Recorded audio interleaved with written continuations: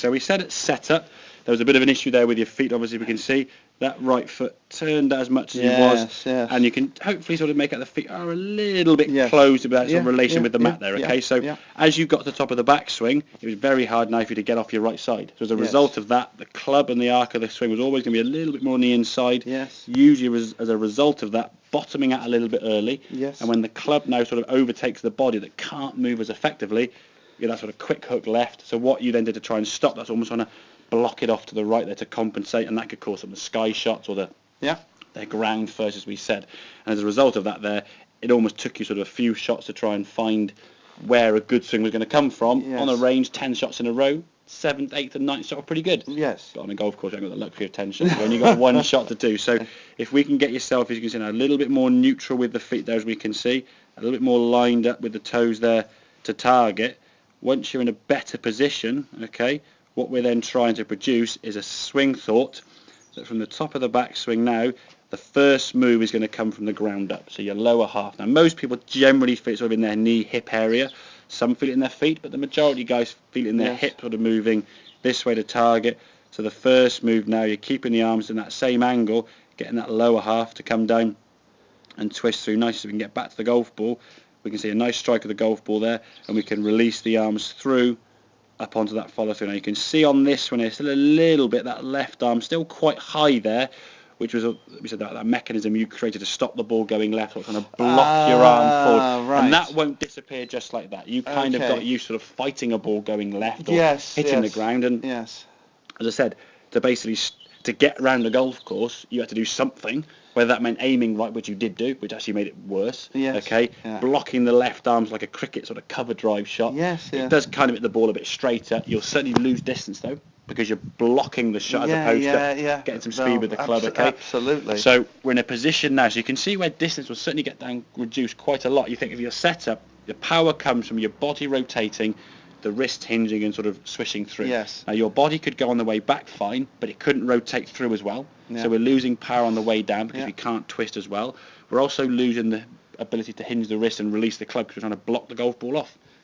So what was previously a 200-yard golf shot was 200 yards power stored on the way back, but you can only release, I don't know, 80% of that because your body couldn't fully rotate through because it was sort of stuck with that right foot being back and turned out, and you were trying to stop the ball going left by just defending the golf ball down the fairway somewhere.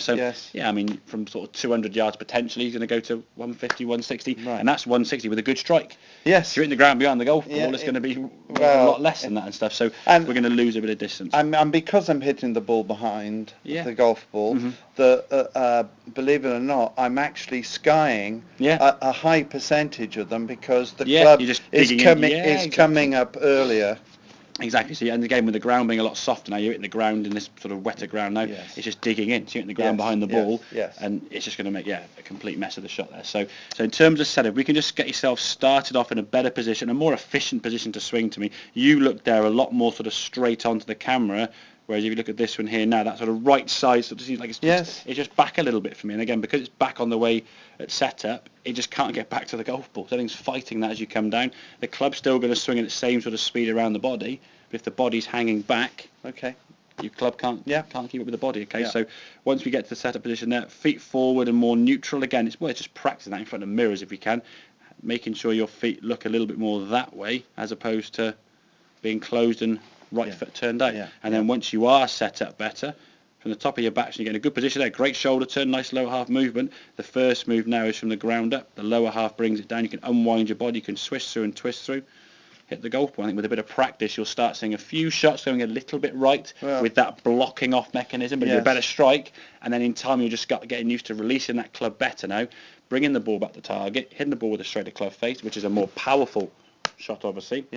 More speed with the body, more speed with the club face and a better strike. Hopefully should gain you 20, 25 yards, hopefully. We take that. I'll actually take just getting it down the fairway. If when you're playing next this weekend or next time you're playing a game of golf, if you think 14 drives you said last time, 2 were good, the rest were mediocre. If you could get 8, 9, 10 drives that were like the last half dozen you hit, 170-ish yards in the fairway somewhere, you can play golf, because the driver for me, although it's nice to hit the ball a long way, if you can't drive the ball well, okay, no matter how good you chip or putt or whatever, you're not going to score. Yes. Okay, the old saying drive for show, putt for dough, I think is relevant to the tour professionals who are hitting the ball with their driver. Yes.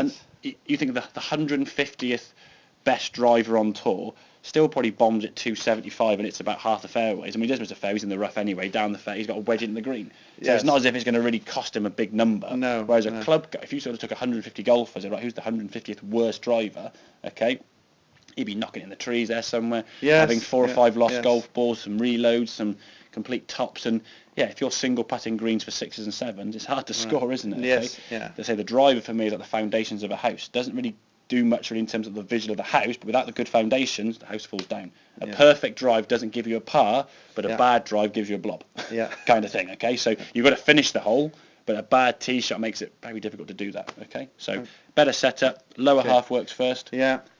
So I'm really impressed. I mean, I had no idea how extreme that foot was. I had no idea. And it's funny when people actually see themselves, they think, is that really what I've done there? Is that really how my feet? Why would I stand like that? But then until you sort of, I suppose in some ways you know what to look at. And for me, coaching is all about what's the ball flight, what are you hitting the golf ball with? Yes. What's the impact conditions causing that, and therefore what's the swing or the setup condition causing that impact condition? Quite. The problem is people see a ball going left, aim right. That's what you did. Yeah. Makes it worse, doesn't it? Yes. Okay. Yeah. And we see so many fault finders that people try and pick up, and the logical change, like I say, if a ball's going left, I'll just aim further right. That sounds logical. If a ball's going right, I'll aim further left. Invariably, it causes the shot to go even further where you don't want to go. Quite. Okay, right. Yeah. Those last few then, John, and we'll wrap things up.